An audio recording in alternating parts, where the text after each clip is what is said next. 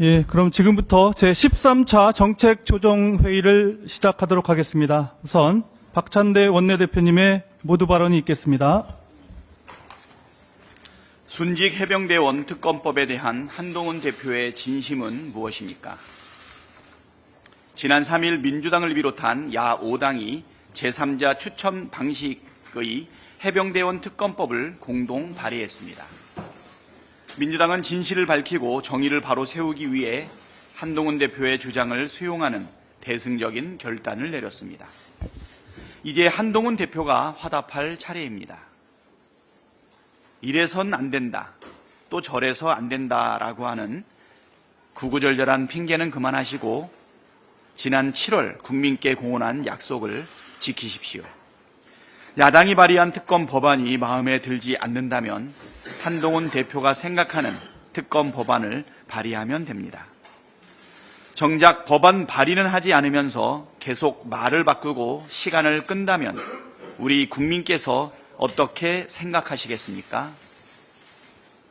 어제 국회 교섭단체 대표 연설에서도 말씀드렸지만 국민 절대 다수가 찬성하는 특검법을 반대하는 것이야말로 정쟁하자는 얘기입니다. 특검을 거부하는 자가 범인이라고 했던 국민의힘이 특검을 거부하면 되겠습니까? 용산의 마음보다 더 중요한 국민의 마음을 받들길 바랍니다. 최혜병이 순직한 지도 1년 2개월이 다 되어 갑니다. 더 늦추지 말고 9월 중에 특검법을 처리합시다. 한동훈 대표님과 국민의힘 의원 여러분의 통큰 결단을 기대합니다. 김건희 여사가 총선 당시 여당 공천에 관여했다는 언론 보도가 나왔습니다. 보도에 따르면 김건희 여사는 국민의힘 5선 중진 의원에게 지역구를 옮겨 출마할 것을 요청했고 대통령과 맞춤형 지역 공약을 마련하겠다는 제안까지 했다고 합니다. 김건희 여사와 해당 의원이 이 같은 대화를 주고받은 텔레그램 메시지가 존재하고 이 메시지를 본 복수의 국회의원이 존재한다고 합니다. 이 보도가 사실이라면 소문이 무성하던 김건희 여사의 당무 개입과 선거 개입, 국정농단이 실제로 있었다는 것이 되기 때문에 경악할 수밖에 없습니다. 또한 총선 당시 윤석열 대통령이 전국에서 민생 토론회를 열면서 지역별 공약을 쏟아낸 것도 선거에 직접적인 영향을 주기 위한 것이라는 점이 명백해졌고 이는 곧 공직선거법 위반이 됩니다. 김건희 여사의 당무 개입과 선거 개입, 국정농단, 그리고 대통령의 선거법 위반 의혹에 대해 도저히 묵과할 수 없습니다. 단 한 점의 의혹도 남기지 말고 실체적 진실을 밝혀야 합니다. 민주당은 김건희 특검법에 해당 의혹도 수사 대상에 포함시켜 반드시 진실을 밝혀내겠습니다. 일본 기시다 총리가 내일 방한한다고 합니다. 임기가 채 한 달도 남지 않은 기시다 총리가 굳이 한국에 오는 이유는 자신이 한일 관계 개선, 한미일 군사협력 강화라는 자칭 성과를 이뤘고 이를 일본 안팎에 과시하기 위해서라는 게 일반적인 해석입니다. 윤석열 대통령은 이런 의도를 뻔히 알면서 기시다를 초청했습니다. 후쿠시마 핵 오염수 방류, 강제동원 제3자 변제안, 사도광산 세계유산 등재, 노골적인 독도 지우기 등 국민 혈세를 탕진하며 친일 굴종 외교로 일본을 도와줬으니 유종의 미라도 거두겠다는 것입니까? 윤석열 대통령에게 분명하게 경고합니다. 기시다의 자화자찬 퇴임 파티에 들러리가 되지 마십시오. 국민의 마음보다 일본의 마음을 더 중요하게 여기는 대통령은 결코 국민께 환영받지 못합니다. 이상입니다. 네, 다음은 진성준 정책위 의장님의 발언이 있겠습니다. 네, 정부가 어제 내놓은 연금 개혁안은 한마디로 더 내고 덜 받으라 하는 것입니다. 지난 국회 연금개혁 공론화 결과 더 내고 더 받자라고 하는 국민적 합의를 역행했습니다. 보험료율 인상과 연금액 삭감은 보장성 강화보다 재정 안정화에 치중되어서 국민 부담과 희생이 늘어나게 됩니다. 올해 국민연금 가입자 평균 기준 소득 월액은 약 300만 원입니다. 이것을 기준으로 단순 계산해 보면 한 달에 27만 원 내던 연금 보험료가 39만 원으로 12만 원 인상됩니다. 반면에 국민연금 평균 가입 기간인 22년을 납부할 경우에 월 66만 원 받는 연금액이 69만 3천 원으로 3만 3천 원 늘어납니다. 국민의 노후 소득보다 재정 안정만을 챙기려는 정부의 속내가 여실히 드러난 방안이다 이렇게 생각합니다. 특히 재정 자동 안정화 장치가 도입되면 연금 삭감 효과는 더욱 커질 것입니다.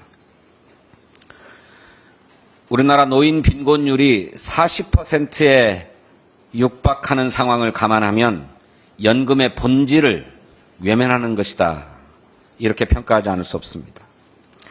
세대별 보험료율 차등 인상도 합리성을 결여한 편협한 발상에 불과합니다.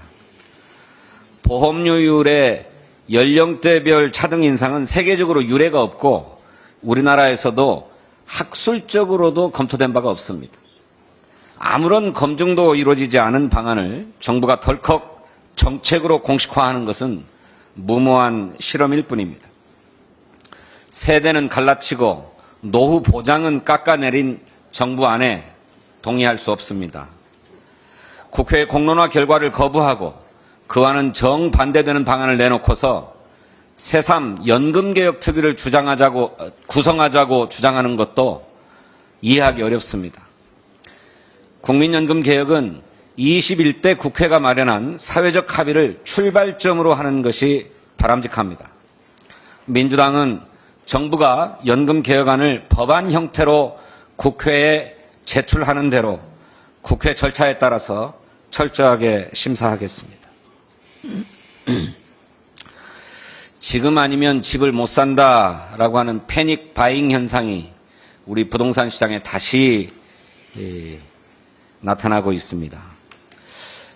지난 8월 말 기준으로 5대 시중은행의 가계대출 총액은 725조 4천억 원입니다. 전달에 대비해서 9조 6천억 원이 증가했습니다. 주택담보대출 또한 568조 6천억 원입니다.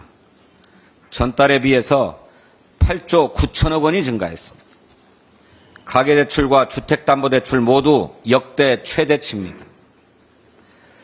정부의 오판이 부동산 시장의 과열과 가계부채 폭증을 불러왔습니다.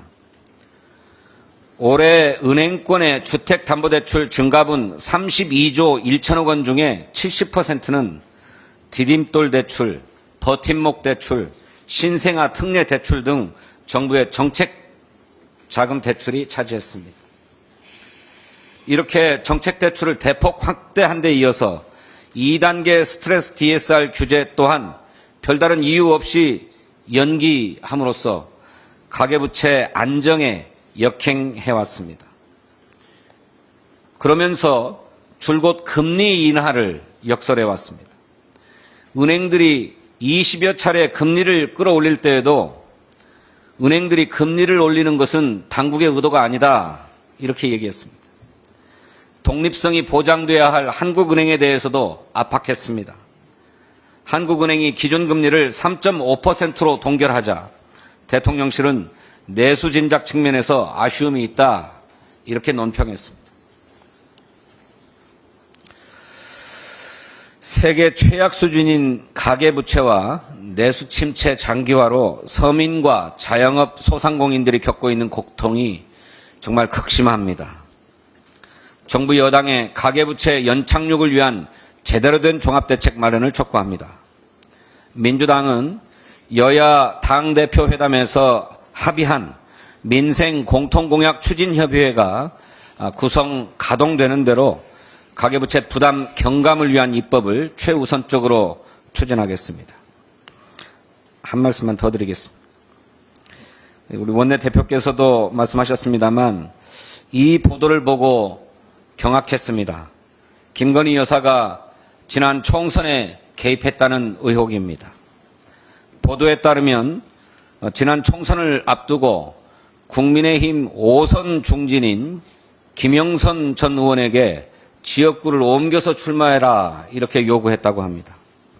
지역구를 옮기면은 대통령과 함께 맞춤형 지역 공약을 마련하겠다고도 약속했다고 해요. 실제로 윤석열 대통령은 민생 토론회를 28차례 열면서 지역별 맞춤형 공약을 하고 다녔습니다. 지역구를 옮겼던 김영선 전 의원은 컷오프로 공천에서 배제되기는 했습니다. 그러자 이에 분개한 김 의원이 김 여사와 주고받은 메시지까지 주변 의원들에게 직접 공개했다고 합니다. 이것이 사실이라면 대통령 부인이 직접 공당의 공천에 개입한 선거농단 아니겠습니까? 명품백 수수 의혹으로 총선 기간 두문불출했던 김건희 여사가 뒤로는 여당의 공천과 선거에 깊숙이 개입했던 것입니다. 윤석열 대통령이 진상을 밝혀야 할 것입니다. 국민의힘도 사실관계를 조사해서 입장을 밝혀야 할 것입니다. 구체적인 정황들이 보도된 만큼 수사도 이루어져야 합니다. 앞서 원내대표께서 말씀하신 것처럼 민주당은 동향을 예의주시하면서 김건희 특검법의 수사 범위를 확대하겠습니다. 감사합니다. 예, 다음은 박성준 원내수석님의 발언이 있겠습니다.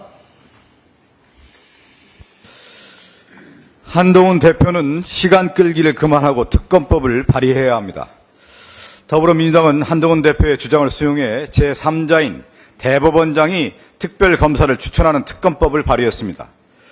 지난 국민의힘 전당대회에서 국민의힘 당원들이 한동훈 대표를 선택한 이유는 윤석열 대통령의 실정을 바로잡을 수 있는 유일한 후보라고 판단했기 때문입니다. 그래서 한동훈 대표는 제3자 특검법을 제시해 표를 얻고 집권 여당의 당대표가 됐습니다. 대표가 된 이후 핑계만 대며 특검법 발의를 주저하더니 이제는 아예 없던 것처럼 행동하고 있습니다. 집권 여당의 대표의 약속이 깃털보다 가벼운 것 같습니다. 한동훈 대표는 집권당의 대표로서 자신의 한 말에 책임을 져야 하는 자리에 있습니다. 더 이상 말장난하지 말고 특검법을 발의해야 합니다. 제보 조작 수사가 필요하면 법을 발의하면 됩니다. 충분히 논의할 수 있습니다. 한동훈 대표는 본인의 말이 허언이 아니라면 행동으로 보여줘야 합니다. 국민이 지켜보고 있습니다. 국가 권력에 의해 희생된 장병의 넋을 기리고 정의로운 군인의 명예를 다시 찾을 수 있는 방법을 있다고 한다면 특검밖에 없습니다. 진정한 보수정당의 정치인이라면 국가를 위해 제복을 입은 사람들의 명예를 찾기 위해서 특검을 반드시 통과시켜야 합니다. 한 말씀 더 붙이면 한동훈 대표는 지난 총선에서 비상대책위원장을 맡아서 선거를 진두지휘했습니다. 지난 총선 과정에서 김건희 여사의 총선 개입설 의혹이 불거져 나왔는데 오늘 보도를 통해서 김건희 여사의 총선 개입과 관련된 구체적인 정황이 드러나고 있는데요. 과연 그렇다고 하면 한동훈 대표는 지난 총선 과정에서 있었던 일들에 대해서 명확하게 입장을 내놓고 오늘 보도와 관련된 내용에 대해서 한동훈 대표의 입장이 무엇인지 밝혀주시기 바랍니다. 이상입니다. 네, 다음은 김승원 법사위 정책조정위원장님의 발언이 있겠습니다. 네. 9월 3일 심우정 검찰총장 후보자에 대한 인사청문회 경과에 대해서 말씀드리겠습니다. 후보자는 청문회를 시작하기 전부터 국회 무시로 일관하는 행태가 심각했습니다. 민주당이 후보자와 대검, 법무부에 요청한 377건의 자료 중 70%에 달하는 259건의 자료를 제출하지 않거나 매우 불성실하게 제출하였습니다. 후보자가 국민 앞에 성실하게 검증을 받겠다고 하는 자신과의 발언과는 달리 사생활 혹은 수사 중인 사안이라는 이유로 답변을 거부하는 모습은 그야말로 내로남불의 전형이었습니다. 청문회에서 드러난 부적격 사유에 대해서 말씀을 드리면, 첫째, 김건희 여사의 디올백 수수, 도이치모터스 주가 조작 사건에 대한 부실 수사, 그리고 반대인 이재명 당대표, 그리고 문재인 전 대통령의 가족에 대한 정치 보복성 수사에 관한 질의에 대해서는 법과 원칙에 따라 수사하겠다라고 하는 하나만한 답변으로 청문회만 잠깐 모면하려는 행태를 보였습니다. 이는 현재 정치 보복, 야당 탄압 수사에 대해서 조금 더 개선하지 않겠다라고 하는 의지를 읽힐 수 있는 그런 표현이었습니다. 둘째, 후보자는 그간 검사로 재직하면서 권력자에게는 솜방망이, 약자에게는 불방망이의 수사 행태를 보였다는 점에서도 자격 미달 후보자라 할 수 있을 것입니다. 후보자가 인천지검 검사장 시절 국정원, 정보원의 조작으로 인한 마약 누명을 쓴 일반 국민에 대해 누명임을 알아내지 못한 것도 큰 과실임에도 또한 나아가 누명임이 드러났음에도 6일이나 그 석방을 더 미루었습니다. 인권보호를 사명으로 하는 검찰의 수장에 오를 후보자가 일반 국민을 아무 죄도 없이 감옥에 가둔 그 사건 하나만으로도 부적격 사유는 차고 넘칩니다. 반대로 더욱 가관인 것은 권력자에 대한 관대한 수사 태도입니다. 후보자가 서울중앙지검 형사 1부장 재직 시 고위검사에 의한 기자 성추행 사건을 2년 가까이 처분하지 않고 있다가 결국 무혐의 처분을 한 사례가 있었습니다. 당시 기자단체 등에서는 여러 차례 해당 검사에 대한 처벌을 촉구하였음에도 처벌이 이루어지지 않은 것을 보면 선배 검사를 위한 보은성 봐주기 처분을 한 것이 아닌지 매우 의심이 가는 지점입니다. 마지막으로 재산 관련해서 후보자의 배우자가 상속받은 거액의 재산과 관련된 문제입니다. 후보자의 장인이 사망한 후 2년이 지나 20억 원에 가까운 현금성 재산이 추가로 후보자 가족에게 상속이 되었습니다. 후보자는 장인 사망 2년이 지나 갑자기 상속된 20억 원 재산에 대해서 전혀 설명하지 못하고 있습니다. 야당 정치인의 재산이 갑자기 20억 원 늘어났다면 압수수색은 물론 구속도 각오해야 할 것입니다. 청문경과 보고서 채택 관련해서 말씀드리겠습니다. 민주당과 조국 혁신당 법제사법위원들의 수기를 통해 후보자가 검찰총장으로서는 매우 부적격하다는 데 뜻을 같이 했습니다. 다만 이러한 부적격 사유를 기재한 청문경과 보고서 채택 여부에 대해서는 오늘 법사위 회의를 통해서 결정하도록 하겠습니다.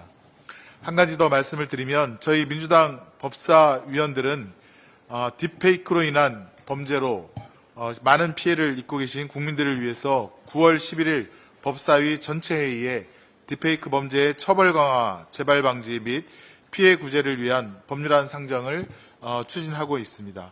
국민 보호를 위한 민생 법안에도 우리 법사위원들은 만전을 기하도록 열심히 힘쓰겠습니다. 이상입니다. 네, 다음은 안도걸 정책위원회 상임부의장님의 발언이 있겠습니다. 예.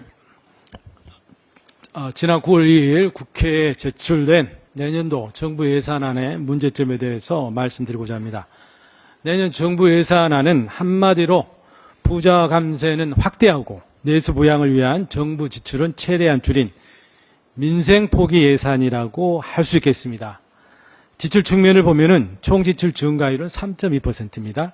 2년 연속 경제 성장률 전망치 5% 내외보다 낮게 편성을 했기 때문에 재정을 통한 내수 부양의 책임을 사실상 방기했다 이렇게 보여집니다.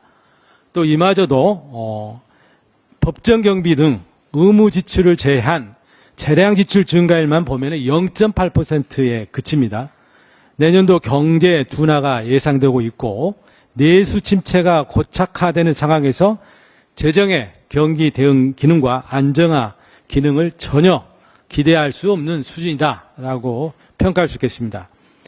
수입 측면을 보면은 내년 국세 수입은 382조 4천억 원으로 편성되어 있거든요. 금년 예산 기준 4.1% 증가한 수치인데 올해 예상되는 세수 결손 수정치가 20조에서 30조 내에 됩니다. 이것을 감안하면은 실제 10% 이상 증가한 규모다 이렇게 판단할 수 있습니다. 내년도 경제 상황이 좀 불확실하고 부자 감세가 지속되는 점을 감안한다면은 3년 연속 세수 결손이 발생될 수도 있는 상태다라고 말씀드릴 수 있겠습니다. 내년도 국가 채무는 81조 3천억 원 증가되는데요. 금년 증가폭보다 12조 2천억이 커지게 되는 셈입니다. 또한 무분별한 부자 감세 질주로 내년 국세 감면율은 15.9%까지 지속게 됩니다.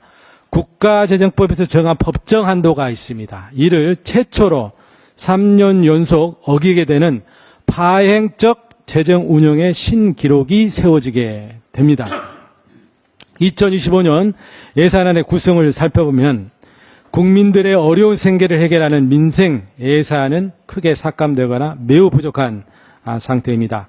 무엇보다 내수 침체의 고착화를 타개하기 위한 소비 진작 효과가 크고 골목 상권에 돈이 돌게 하는 지역사랑 상품권 지원 예산은 3년 연속 정부 안에 전혀 반영되지 않았습니다. 자영업자의 채무부담 경감, 양질의 공공임대 주택 공급 예산은 크게 부족한 상태입니다. 또한 작년에 무자비하게 삭감되었던 R&D 예산은 내년에 삭감 이전 수준을 복원하는 선에서 그쳤습니다. 그리고 에너지 전환을 선도하고 또 첨단 산업의 경쟁력을 키울 산업 에너지 예산은 1.1% 증가율에 그치고 있습니다. 당면 현안에 대한 예산도 크게 부족합니다. 딥페이크 성착취물 등 디지털 성범죄가 날로 심각해지는데도 여가부의 내년도 디지털 성범죄 피해 대응 예산은 올해보다 31.5% 삭감 편성되었습니다. 일본의 역사 왜곡 대응 예산 그리고 독도 주권 수호 및 해양 연구를 위한 예산은 윤석열 정부 들어 2년 연속 삭감돼 지금 반토막 수준이 된 걸로 파악이 되었습니다. 반면에 권력기관의 쌈짓돈으로 활용된다는 비판을 받아온 특수활동비 예산은 유사 특활비인 정보보안비를 증액시켜 전체로 5% 늘어난 2,792억 원 수준으로 편성되었습니다. 이에 대한 철저한 검증이 필요합니다. 또한 내년도 예산안에는 윤석열 대통령이 퇴임 후 거주할 사저 경호시설 신축 예산이 11억 7천만 원 편성되었습니다.